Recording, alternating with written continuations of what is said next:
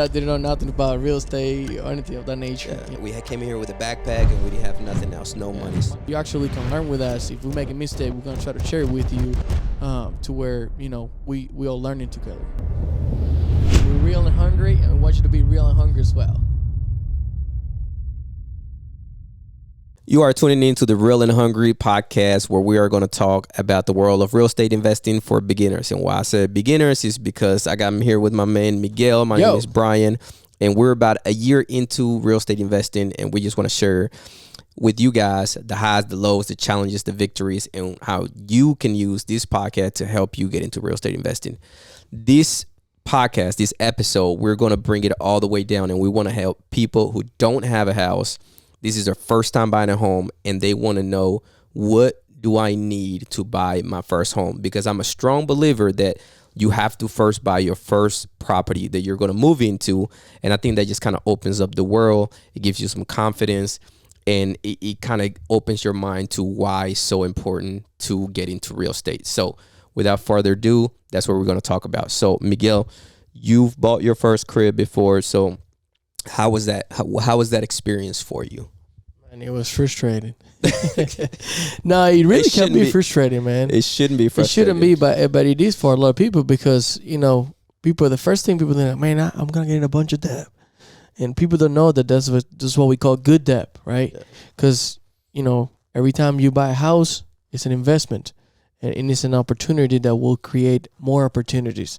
Just like it has for me and you, right? So, buying a house, just the first thing I did was get pre-qualified. So, I called someone like Braian. So if you're looking for a house and you want to know if you can purchase a house or how much you can borrow from the bank to purchase a house, you call Braian. If you're coming here, Brian's going to reach out to you, and I'm sure he's going to walk you through all the process. He's going to hook you up with his best realtor he worked with, and he's going to be like, take care of him, and he's going to take care of you, and we're going to walk you all the way to the closing table. And in a few years, you're going to close. We're going to help you as well. That's right. But just that's what I did. I basically call you. You got me qualified. You said, Miguel, you can buy up to this much. And, I call a realtor, and we start looking for houses.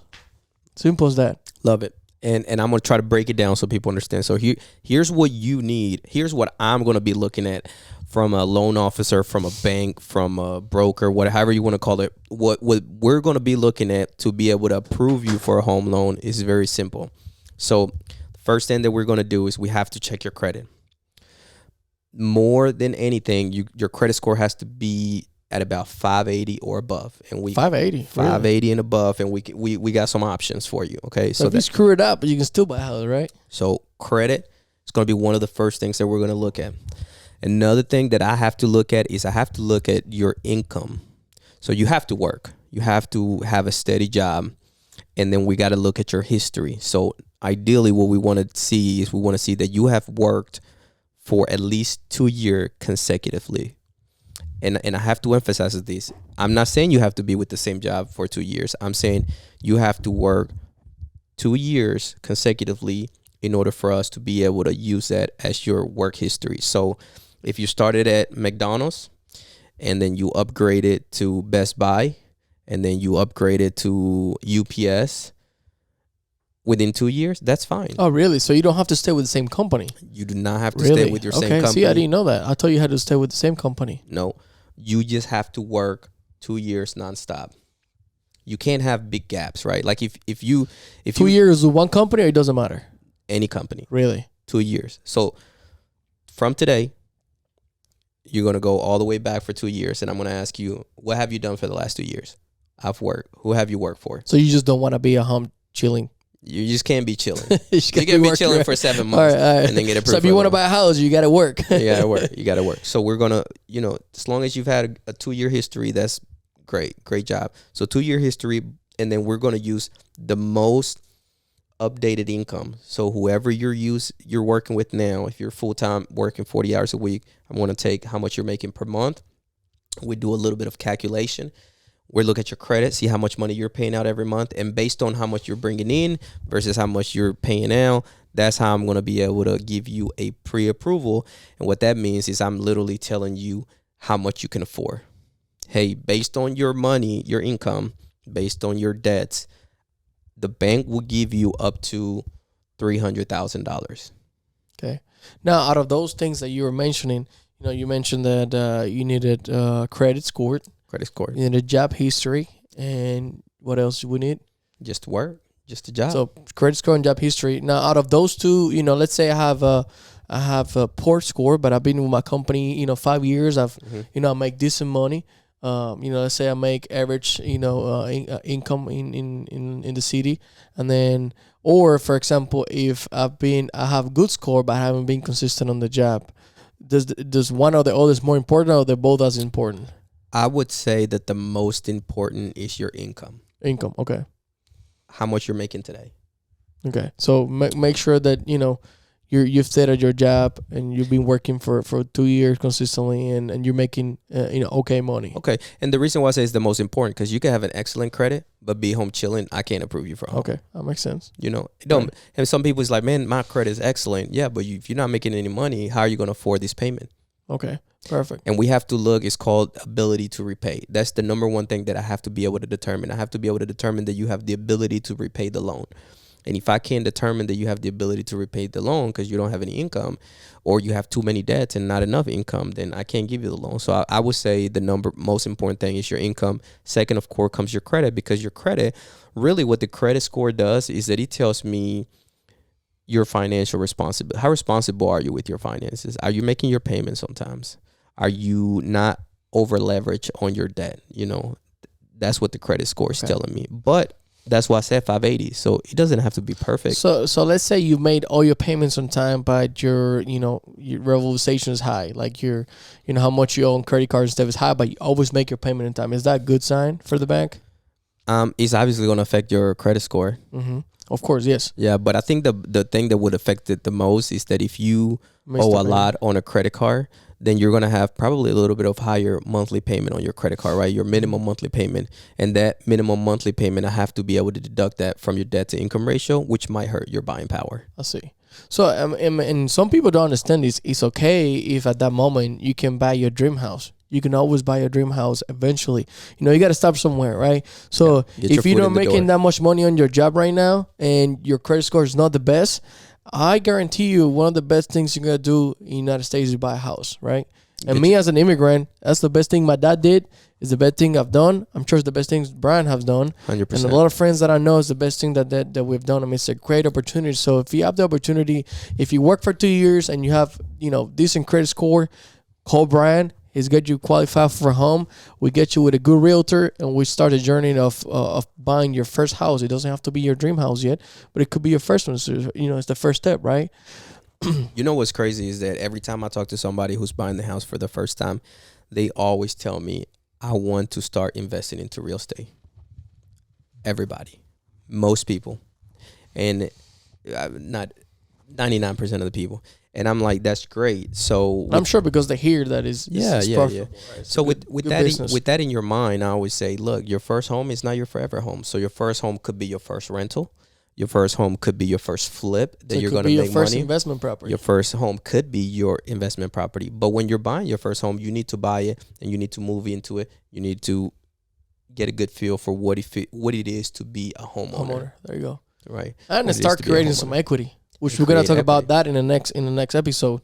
We're going to talk about equity. Yep. So, now we know what the steps is to simply get qualified and purchase a house, right? Very simple. Yeah, so I'm going to look at your credit. I'm going to look at your income. I want to see 2-year work history, and then have a little bit of money to the side just if you need to pay for a down payment or you got to cover closing costs. I want to give a great tip right now that you mentioned down payment. So most people don't know that the house that you're buying can pay for your down payment and your closing costs, right? I didn't know that. Explain that to me. Okay, so let's say we're looking at a house that is $100,000, okay? And what's the average on closing costs? So normally it's about 2% of whatever the sales price is. So that would be $2,000. And then let's say I have to put, if I'm doing an FHA, it's 3.5%, right? Mm-hmm. So 3,500 plus 2,000, that's 5,500. Right? Mm-hmm. So I can ask the seller. I can say, hey, could you sell me this house for 105,000? Not the down payment. They can't pay for. They can't pay for the down payment. They can pay for your closing costs, not the down payment. All right. So I had it wrong. That's good. So they could pay for the $2,000. 100%. So you could say, I want to purchase. So you might only have 3,500, right? So you can say, I want to buy this house with. Actually, you know what? I think, and if I'm not mistaken, if you ask for 5,000 in closing costs, they get a credit. And that goes towards your closing costs and prepaids. Right, but let's say my closing costs and prepaids are less than 5,000. What happens to the difference? Because I had that on my. You can buy down your rate. You can buy down your rate, so you can still use that money. Correct. Yeah, so you can always ask if you think you're getting a good deal on the house and you think you're priced for that.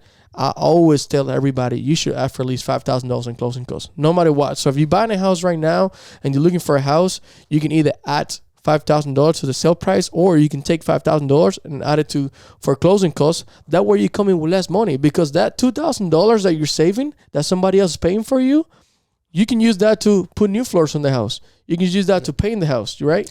Yeah, and in every scenario, every house is different, but once you talk to a lender and then you talk to a realtor and we look at the market and we see what house you like, we can point you in the right direction. But there's many ways to skin the cat for sure.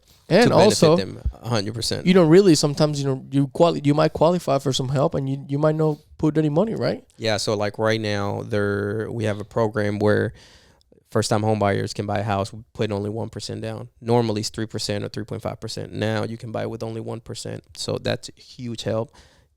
$180,000. The bank's only going to require you to put $1,800, and then we have the closing costs. Right now, you can either pay that out of your pocket, or you can ask the seller. You can ask the sellers. You can ask a family member to give you a gift for that. There's many ways. But I'm big about saving money, so I always think that cash on my side is more power than giving it up. So if I can have a seller paying for my closing costs, I do that on a lot of my deals. I either bring money from an investor, or I ask the seller for some closing costs. I mean, I've asked sometimes for $10,000 in closing costs because my prepays and fees, or I'm buying the rate down or whatever. And if I'm getting a good deal, a good rate on the debt, why not, right? For sure. Yeah. So, but it's not really.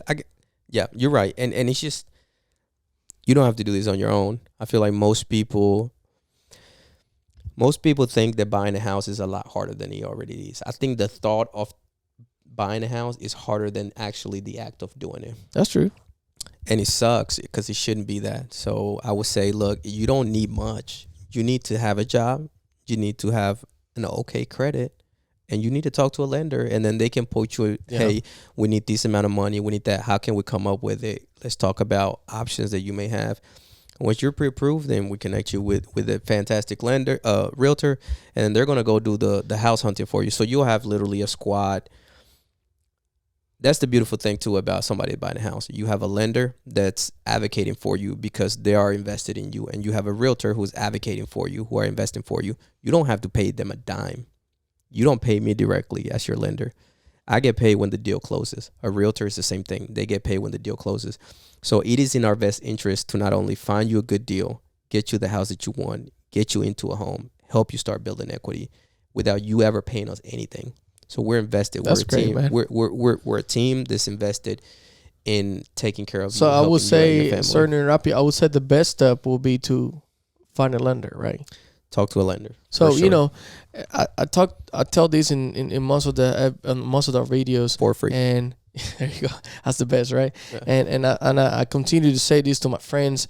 Anything you want to do in life is gonna take the first step, right? That first step is what gets you going. I went to a conference a few months ago, and guy put a great example. He said when you start a train, you can put a 2x4 in front of it, and you'll stop the train. But when that train is going, put a 2x4 in front of it, go right through it. So with that say, everything, just take one step. So take that step, call a lender, see what you're even pre-approved about. You might be pre-approved for your dream house, right? Or you might figure it out that, hey, I'm going to start with this house, not my dream house. I'm going to get it. I'm going to live in it for 2 years. I'm going to maybe rent it out. Or, Braian can give you some advice on investing. And then your realtor can help you find this house. Your realtor can talk to you about closing costs. And all of a sudden, now you realize that you don't really need $5,000 to buy a house. You might need only $3,000. So take that first step on anything you want to do in life. In this scenario, we're talking about buying a house. Call Braian or call a lender closer to you if you're not in Kentucky, or even if you're in Florida. Braian can still help you, right, Braian? Yeah, for sure. 15 states. Yeah. So yeah. So Or you know, and even if you just have a questions like, man, you're gonna get busy. I know, man, I know, Yeah. but You're gonna get a cut. I'm really big. Yeah, I probably should say this, but I'm really big on just being able to help people, right? Just being a resource. Like I'm not. If I get anything out of it, I do. If I don't, I don't. But I believe in this so much. It's done so much for me that if I can help somebody who's kind of on the fence, who they're like, I don't know, man, I'm not ready. Like, you're never gonna be ready, right? Of course. Like you're never gonna be ready. It's like parents saying, I'm not ready to have a kid. Like I don't think anybody can prepare you to Imagine be a parent. if you had to be ready to come to this world. Yeah, it's so to me it's just like, look, just like you said, just take that first step. And the first step is just at least gaining some knowledge, talking to somebody who could point you in the right direction.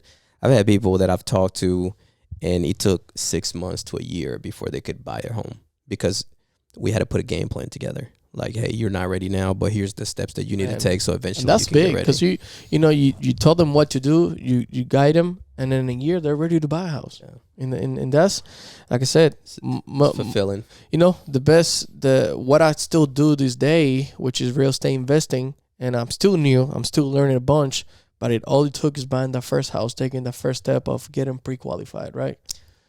Yeah, man. So I feel good about helping you buy your duplex. I appreciate it, man. So he helped me out on my second deal because he wasn't doing. You were a mortgage lender when I bought the first one. You helped me on the second one, and you know, just like he said, it was real simple. It got me pre-qualified, and I was able to buy a duplex. So one thing that I want to mention on this video, you know, if you don't really, if you want to pay less on your mortgage, you can have tenants pay that mortgage for you. When I say tenants, when you are shopping for a residential real estate to buy, you can buy up to 4 units. So you don't really have to buy just one house. You can buy in the same complex, you can buy 2, 3, or up to 4 units. So in my scenario, I was able to buy a duplex. I still live in it because I like saving money. And the tenant on top, they're great people. They've been there 25 years. They probably paid that building a few times. That's crazy. And right now they're paying mine. I mean, my payment is, $1,300. They're paying me $850 a month. So I'm really coming with like $500 every month. I mean, where are you going to live? I'm seeing studios right now, like not even a bedroom, crazy. Just studios for like $1,000. And that's not the best part is that they're paying my mortgage down. So every month, when they give me that money and I pay my $1,300 a month, I'm paying down, and that's money I'm putting in my pocket every month, and I'm building equity, and that building's going up every month. And guess what? I'm only gonna be there for a short period of time because I'm already looking for my next house that might be my possible dream house, right? And guess what? I'm gonna rent that apartment where I live now. The people on top are still paying me plus the apartment, and they're gonna be paying for my mortgage on the other house. You know what I mean? The difference. I'm going to be cash flowing something, and I'm going to use that to pay on the other house. So, again, takes that first step because you maybe didn't know that. Now you know. Call a lender, and then we're going to get you with a realtor that's going to help you find that duplex, triplex, or fourplex. There's a lot of them right now in the market, and they call it house hacking. You can live in one side and rent the others, and they're going to help you pay for your mortgage. I think that's a great opportunity, man, for a lot of people like me. It's fantastic. When I bought it, I was a single guy, man. And 3.5% down. I mean, come on. You save a little bit of money, and now you have an investment property. Like if you're a first-time home buyer and you find a duplex or triplex or a fourplex, and you only put 3.5% down, and you can negotiate the closing costs, or you can pay for the closing costs, you literally, not only are you a first-time home buyer, but now you're an investor. On my deal, I got it all the way. I negotiated the price. I think they had it at $240, and we got it all the way down to $210 with $4,000 on closing costs. Yep. So I'd really buy it for $206 because they paid $4,000 out of the pocket. I only had to come with my down payment, which at that point I think it was like $7,000. So I bought an investment property with $7,000 that right now is helping me pay more than half of my mortgage, and eventually it's gonna cash flow more. So my return is crazy. And you bought that. How long ago was that? So I bought that in 2022, so almost a year ago. How much? And that's probably worth what? Like, I mean, right now it's probably worth like $280. Yeah, so I have some sweet equity on it. It's gonna keep appreciating every time, and I'm cash flowing, and it's something that I'm probably gonna keep for a long, long time. Yep. So it's just beautiful thing, man. It's as easy as that. Just take that first step on anything you want to do, and if you're buying a house, call the lender closest to you. Call Braian. And just to reiterate, you do not need much. You need a job. You need 2 years work history. You need decent credit. That's it. And, Always save a little money. Obviously, obviously. But even if you don't have it, right? Somebody can let you borrow the money. Yeah, so there's some programs out there that you can do, or we can leverage the 1% program. So what about if I'm your dad? I want to give you money to put the down payment. All the time. If you have a family member, a close friend, that's willing to give you a gift because they want to invest in your future, they believe in you, then we can use that. So we can definitely use gift funds to be able to help you get into a home if you don't have the money saved. So tons of options. And, people say the market is tight. Yes. Don't overpay for a house. I don't think you're really ever overpaying for a house because, most of the time in the world we're living now, real estate tends to appreciate at least 3-5% a year, right? Yeah. So, you're paying down the mortgage. You're putting money on your pocket. Imagine if you're renting right now and you're paying $1,000 in rent, that money is thrown away. If you're paying $1,000 in a mortgage, you're at least putting $300-$400 aside every month. That's money that you're not really seeing, but it's piling up every month. And in 10 years, with the appreciation of that property and the money that you paid down on that mortgage, guess how much you're going to have? You're going to have a ton of equity. That on our next episode, we're going to talk about how you can use that money to invest, to have fun, to, have a different lifestyle. So definitely tune in for the next episode, and don't forget to subscribe to our channel. We're really happy to be doing this and add value to some of you. A lot of people that are seeing this video, they're probably even watching it because they already know what to do when it comes to buying a house, but a lot of people don't. I didn't know, and I wish I had this video to learn, what I know today. So if you're one of those people that are watching this video, do you know that you could, buy a house or invest in real estate that easy? Please give us a thumbs up, leave us a comment, and share a video with your friends and those that need it, because this is really what we do. We do it to help people just like you. Drops the mic. Man, thank you. No, it's a good episode, man. It is. It's very simple. The thought of buying a house is harder than the act of doing it. So I just want to leave on that note. It's not that hard. If you want to buy a house, again? The thought of buying a house is harder than the act of doing it. It's not that hard. It happens to a lot of people and a lot of things, man. Talk to a lender. Let's get you going. Let's get you in the house. Put your foot on the door. If you watch this video and you end up buying a house in the next 30 days or 6 months or a year, let us know. Come back, man. Let us know, because this is what we do it. Man, peace. Thank you. Blessings. We're real and hungry, and we want you to be real and hungry as well.